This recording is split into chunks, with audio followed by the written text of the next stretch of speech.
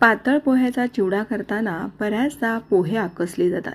सध्या पावसाळी हवा आहे आणि हे पोहे बघा मी पूर्णतः भाजले आहेत, तरीसुद्धा ते अजिबात आकसले नाही आहेत. पोहे भाजण्याची एक खास आणि वेगळी पद्धत पाहणार आहोत की ज्यामुळे जरासुद्धा पोहे आकसले जात नाहीत, त्याचबरोबर इतके छान मस्त असे कुरकुरीत तयार होतात. असे हे कुरकुरीत राहणारे पण जरासुद्धा न आकसणारे असा हा पातळ पोह्यांचा चिवडा तयार करणार आहोत. बघा काय सुंदर कुरकुरीत चिवडा तयार झाला आहे. तरीसुद्धा माझ्या हाताला जरासुद्धा तेल लागले नाही आहे. साहित्याचं अचूक प्रमाण घेऊन आज आपण योग्य प्रमाणामध्ये हा 1 किलोच्या अचूक प्रमाणात साध्या सोप्या पद्धतीने कसा तयार करायचा ते पाहूया. नमस्कार, मी प्रिया, तुमच्या सगळ्यांचं खूप खूप मनापासून स्वागत. सर्वप्रथम आपण ही अशी एक जाडसर चाळण घ्यायची आहे आणि त्यामध्ये आपल्याला पातळ पोहे जे असतात ते सगळे चाळून घ्यायचे आहेत. कारण पातळ पोहे असतात ना, ते फार नाजूक असतात आणि मग त्यामध्ये काय होतं तर बराचसा चुरा असतो किंवा अर्धे तुटलेले पोहे असतात. पोहे भट्टीतून भाजून येतात त्यावेळेस त्यामध्ये काही कच, माती, कचरा असण्याची शक्यता असते. म्हणून हे असे सगळे पोहे चाळून घ्यायचे, म्हणजे जे भुगा झालेला असतो तो सगळा पोह्यांचा विलग होतो आणि आपल्याला एकसारखे अखंड असे पोहे मिळतात. याच पद्धतीने बाकीचे सुद्धा सगळे पोहे चाळून घ्यायचे आणि आपल्याला इथे एक पूर्वतयारी करायची आहे, ती म्हणजे एक मसाला बनवायचा आहे. त्याकरता मी 1 चमचा मीठ घेतलेला आहे, अर्धा चमचा आमचूर पावडर घेतलेली आहे. आमचूर पावडरमुळे ना चिवड्याला छान चटपटीतपणा येतो. पण जर आमचूर पावडर नसेल तर लिंबू सत्व फक्त पाव चमचा घ्यायचा आहे, त्यापेक्षा जास्त घेऊ नये. आणि 3 चमचे इथे साखर, म्हणजे 3 टीस्पून इतकी मी साखर घेतलेली आहे. पिठी साखर, मीठ हे असं मिक्सरला चांगलं फिरवून घेतलं की पोह्यांना व्यवस्थित लागतं आणि एकसारखी चव येते. आता आपल्याला बाकीचे सगळे जे जिन्नस आहेत ते तळून घ्यायचे आहेत. त्याकरता कप मेजरमेंटचं जे अर्धा कप असतं 125 mlचं तेवढं भरून मी तेल घेतलेलं आहे. साधारण आपल्याला 100 mlच तेल लागतं, पण मी थोडंसं जास्त घेतलं आहे. आता यामध्ये या अशा अर्धी वाटी मी हिरव्या मिरच्यांचे तुकडे घेतलेले आहेत. मिरच्या उभ्या कट केल्या, त्याचे 2 भाग केले आणि मग त्याचे लहान लहान तुकडे केलेले आहेत. सगळ्यात आधी आपल्याला मिरच्याच तळून घ्यायच्या आहेत. का बरं आपण असं करतोय?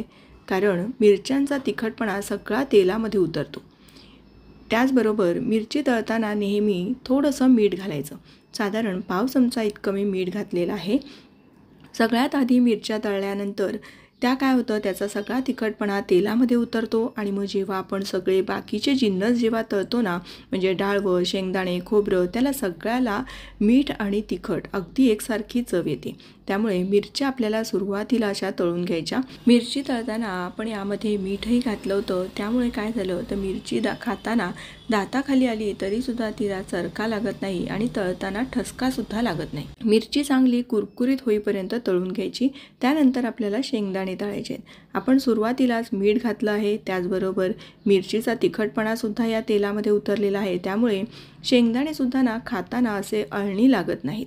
शेंगदाणे हे असे हलकासा रंग बदलला आणि असे त्याचं कवर ना फुटल्यासारखं दिसायला लागलं की आपले शेंगदाणे भाजून झाले असे समजायचे. शेंगदाणे थोडेसे तडकल्यासारखे दिसतात. हे असे थोडासा तांबूस रंग येईपर्यंत शेंगदाणे तळून घेतले. व्यवस्थित तेल निथळून काढून ठेवायचे. आता यामध्ये आपल्याला डाळवं तळायचे आहेत. डाळवं ना आधीच भट्टीतून भाजून आलेले असतात, त्यामुळे फार वेळ लागत नाही. अगदी मिनिटभराच्या आतच हे सगळे डाळवं व्यवस्थित तळून होतात. हलकासा रंग बदलेपर्यंत तळून घ्यायचं. व्यवस्थित प्रत्येक साहित्यातलं तेल निथळून काढायचं आहे.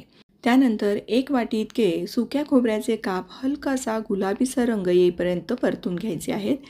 हे ना पटकन तळले जातात आणि याचा रंग पटकन बदलला जातो. असे तांबूस रंगावर तळून घेतले. त्यानंतर काजूचे तुकडे घालायचे आहेत. काजूसुद्धा ना भट्टीतून भाजून आलेले असतात, त्यामुळे फारसा वेळ तळण्यासाठी लागत नाही. आता आपल्याला यामध्ये बदाम घालायचे आहेत. काजू, बदाम हे घालणं ना पूर्णपणे ऐच्छिक आहे आणि हे असे चांगले खरपूस तळून घेतल्यामुळे याला एक क्रंच येतो आणि ते खमंगसुद्धा लागतात. म्हणून हे असे आपल्याला तळून घ्यायचे आहेत. त्यानंतर थोडेसे बेदाणे घेतलेले आहेत. बेदाणे तळण्यासाठी फारसा वेळ लागत नाही, साधारण 30-40 सेकंद लागतात. हे असे फुलले की लगेच हे काढून घ्यायचे आहेत. व्यवस्थित तेल नितळून घ्यायचं। आता आपल्याला यामध्ये कढीपत्ता घालायचा आहे। मी साधारण 1 मोठी वाटी भरून कढीपत्ता घेतला होता। कढीपत्ता आपल्याला मात्र कुरकुरीत होईपर्यंत तळून घ्यायचा आहे। स्वच्छ धुवून नितळून अगदी व्यवस्थित कोरडा करून मग कढीपत्ता वापरायचा आहे।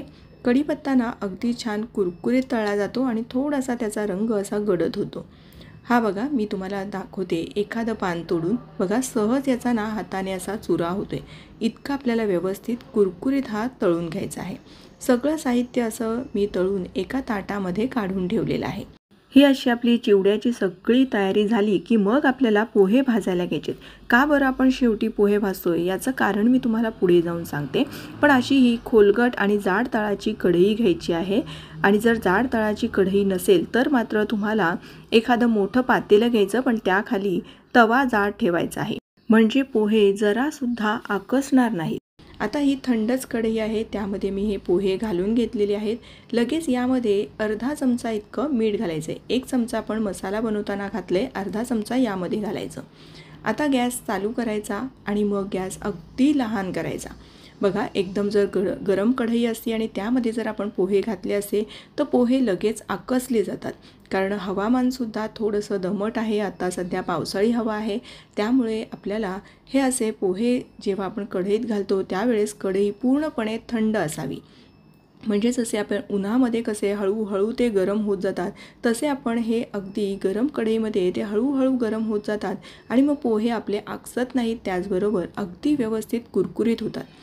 आपण हे पोहे भाजताना यामध्ये थोडंसं मीठसुद्धा घातलं आहे। हे सुद्धा एक कारण आहे की ज्यामुळे पोहे ना अगदी छान कुरकुरीत होतात आणि अजिबात आकसत नाही। बघा, पूर्णतः पोहे हे आपले भाजून तयार झालेले आहेत, पण जरासुद्धा एकही पोहा अजिबात आकसला नाही आहे तसे छान असे पातळ राहिलेले आहेत। आता मी तुम्हाला चुरून दाखवते। बघा, हे असे इतके छान कुरकुरीत होईपर्यंत सगळे पोहे आपण हे चांगले भाजून घेतलेले आहेत।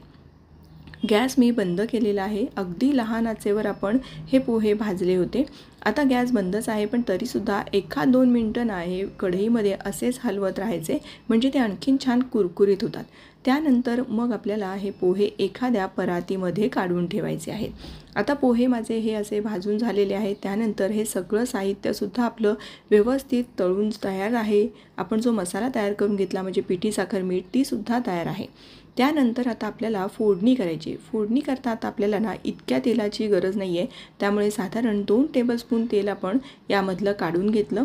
त्यानंतर गॅस चालू केलेला आहे आणि बघा, तेल चांगलं गरम झालं, मोहरी छान तडतडली आहे। गॅस बंद करायचा आणि मग आता आपल्याला यामध्ये मोहरी घालायची।